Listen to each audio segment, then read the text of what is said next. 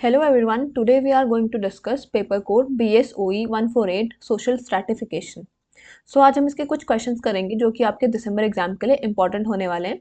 ठीक है, तो आप लोग क्या करें, अगर आपको ये क्लास पसंद आएगी तो आप क्या करेंगे, वीडियो को लाइक करेंगे और चैनल को सब्सक्राइब करना ना भूलें। ठीक है, और अगर आप लोगों को इस सब्जेक्ट से रिलेटेड कोई भी गेस्ट पेपर परचेज करना है तो आप क्या करें, सिंपली आप गूगल में जाएं, shophindustanknowledge.com पे जाएं। ठीक है, ये हमारी पहली जो वेबसाइट है, ये हमारी वेबसाइट है। जब ये आपकी वेबसाइट खुल जाएगी तो ऐसा इंटरफेस दिखेगा। यहाँ पे आपका जो भी पेपर कोड है, जैसे अब हम देखेंगे BSOE 148। ठीक है, तो यहाँ पे क्या आपको इसके इंग्लिश और हिंदी दोनों में ही क्या है, गेस्ट पेपर्स आपको अवेलेबल हो जाएंगे। यहाँ से आप बाय नाउ पे करके यहाँ से आप अपने गेस्ट पेपर को परचेज कर लें। ठीक है, अगर आपको यहाँ से हमारी वेबसाइट से गेस्ट पेपर को परचेज करने में कोई भी प्रॉब्लम आती है तो आप क्या करें, सिंपली हमारा यहाँ पे व्हाट्सएप नंबर दिया गया है 9580023321।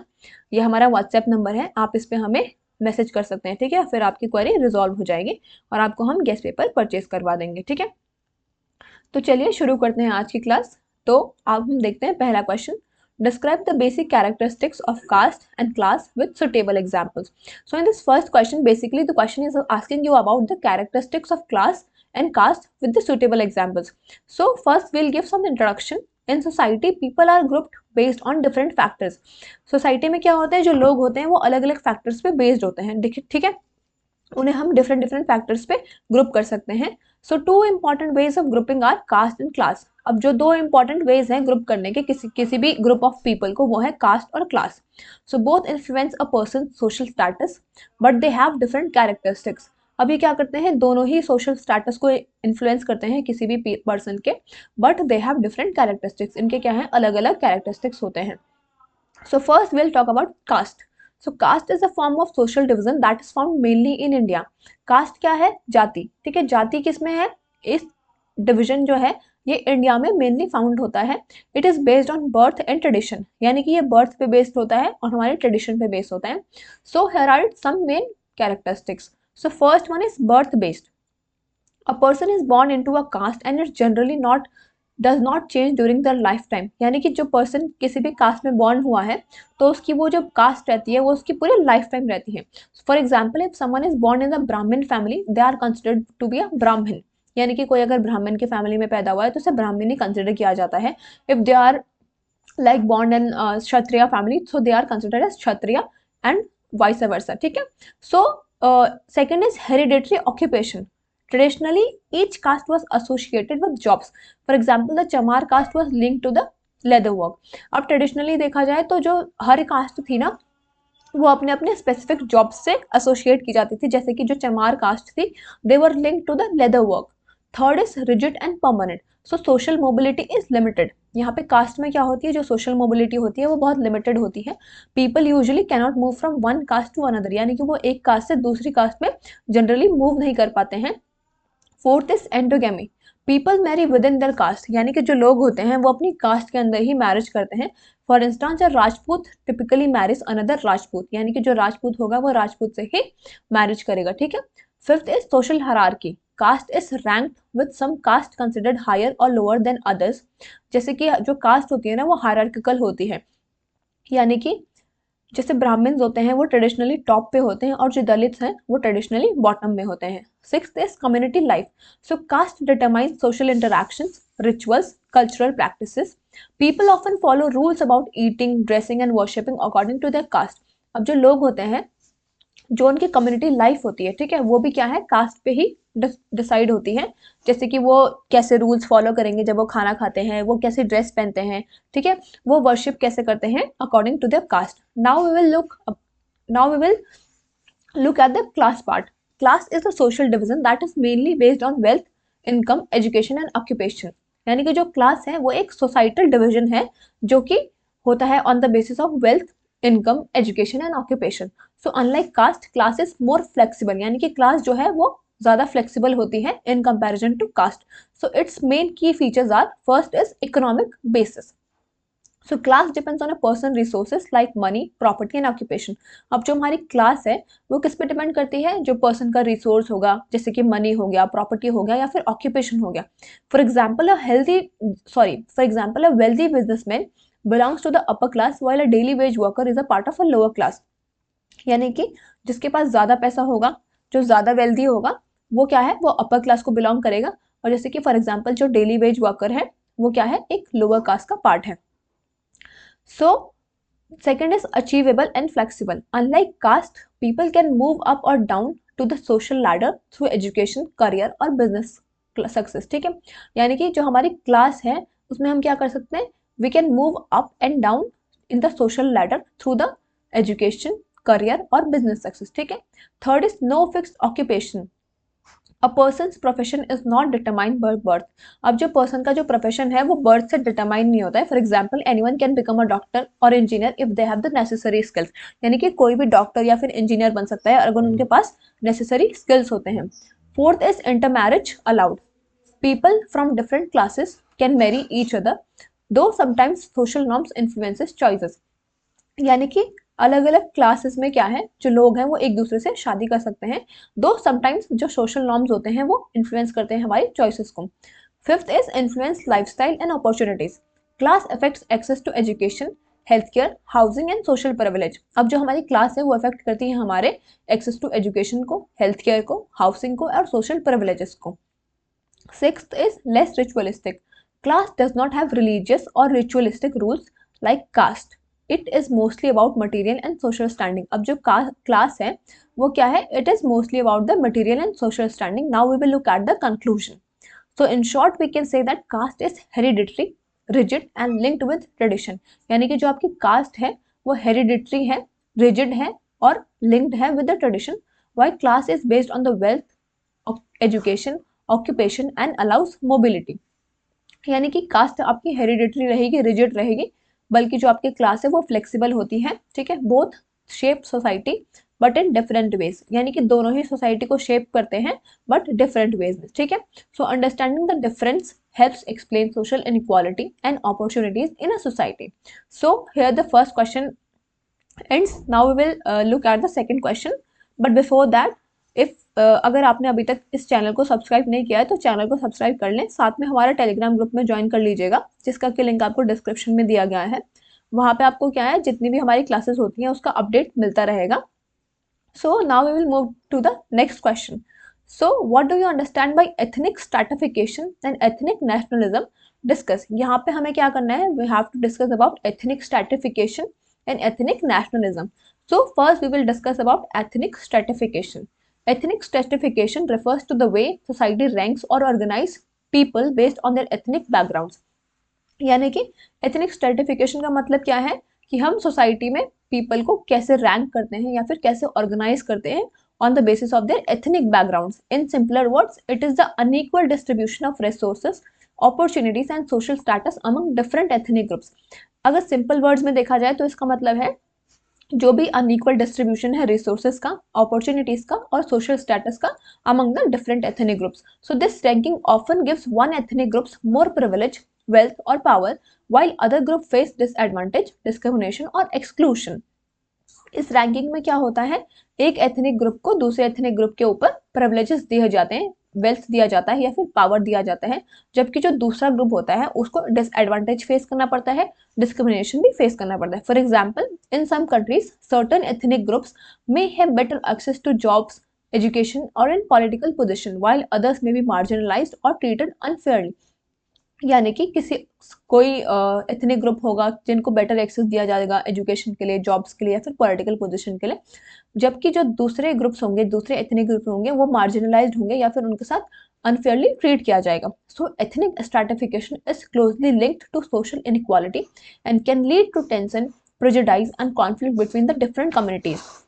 अब जब एथनिक स्ट्रैटिफिकेशन होता है तो उसकी वजह से क्या होता है, कॉन्फ्लिक्ट होता है between the different communities.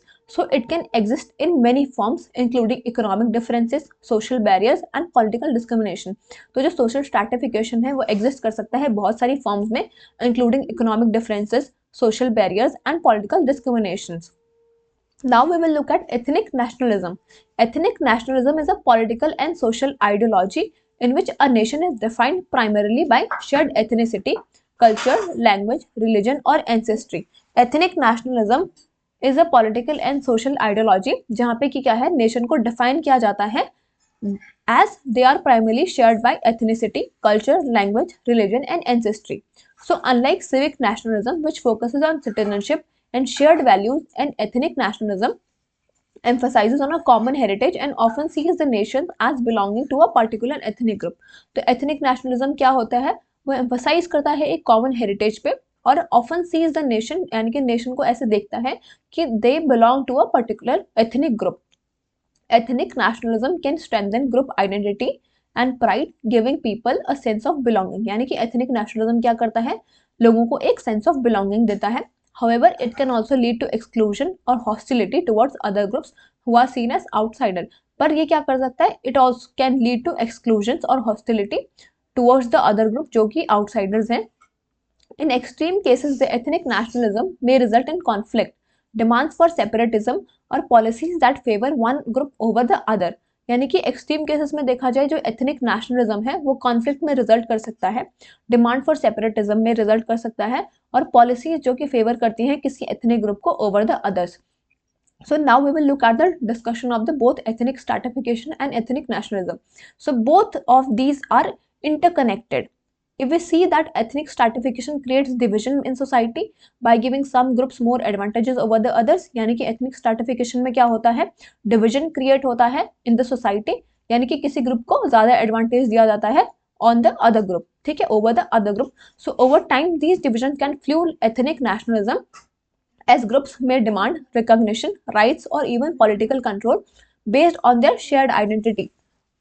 Over these like over time क्या होता है, जो ये डिविजन्स होते हैं ये एथनिक नेशनलिज्म को भी फ्यूल कर सकते हैं, जो कि जो डिमांड करेंगे, ठीक है, जो ग्रुप्स होते हैं वो डिमांड करेंगे रिकॉग्निशन को, राइट्स को और यहाँ तक कि पॉलिटिकल कंट्रोल को based on their share identity. So while ethnic nationalism can promote cultural pride and unity. अब जो एथनिक नेशनलिज्म है वो कल्चरल प्राइड और यूनिटी को तो प्रमोट करता है, it can also increase social tension if it is emphasize different rather than inclusion. So on the other hand, ethnic stratification is generally seen as a social problem as it leads to inequality and social justice. अब जो ethnic stratification है उसको generally एक social problem की तरह देखा जाता है क्योंकि वो क्या करता है, it leads to inequality and social justice. So addressing these issues often requires promoting equality, inclusion and understanding among different ethnic groups.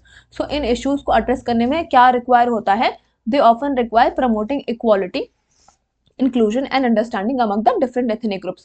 So in conclusion, we can say that ethnic stratification and ethnic nationalism are both important concepts in understanding our society.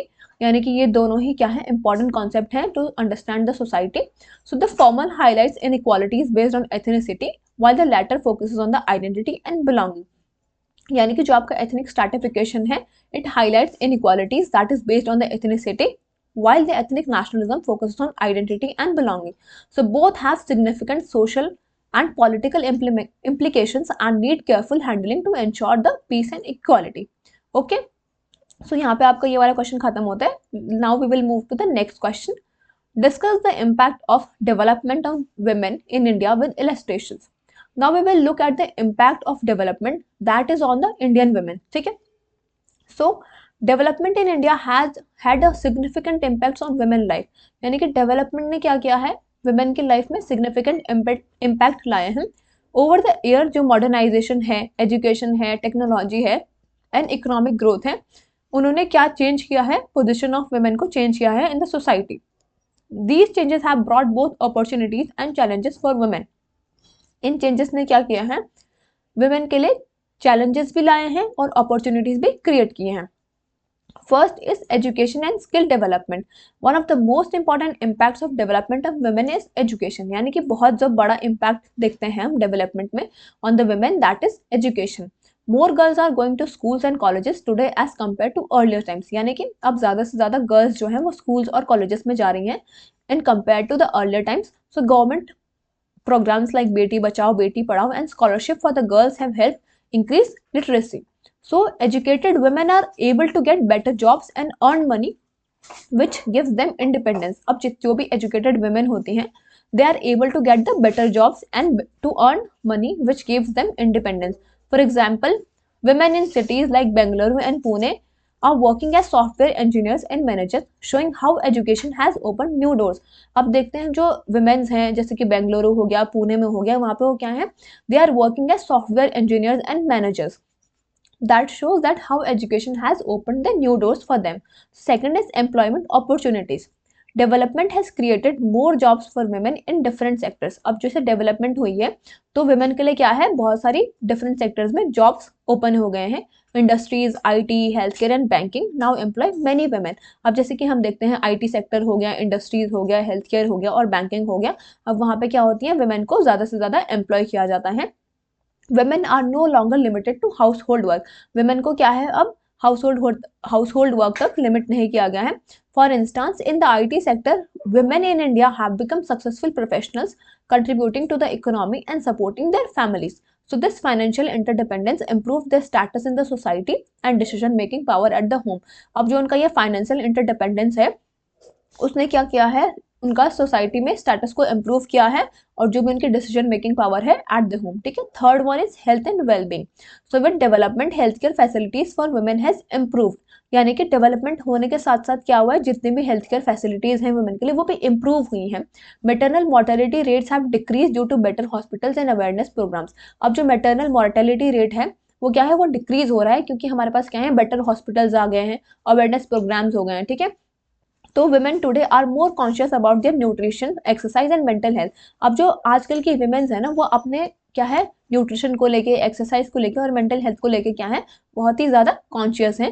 For example programmes like जननी सुरक्षा योजना have helped many pregnant women get proper medical care. ठीक है, fourth one is social and political participation. So development has encouraged women to participate more in politics and social work. यानी कि development की वजह से क्या है, अब जो women है they are encouraged to participate more in politics and social work. So women are now mayors, parliamentarians and leaders of social movements.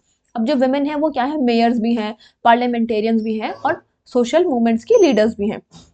For instance, leaders like Mamata Banerjee and Nirmala Sitharaman show that women can hold important positions. जैसे कि ममता बनर्जी हो गई, निर्मला सीतारमन हो गई, ये women's क्या show करती हैं कि जो women हैं they can hold important positions. Social media and technology also allow women to raise their voices against injustice, promoting gender equality.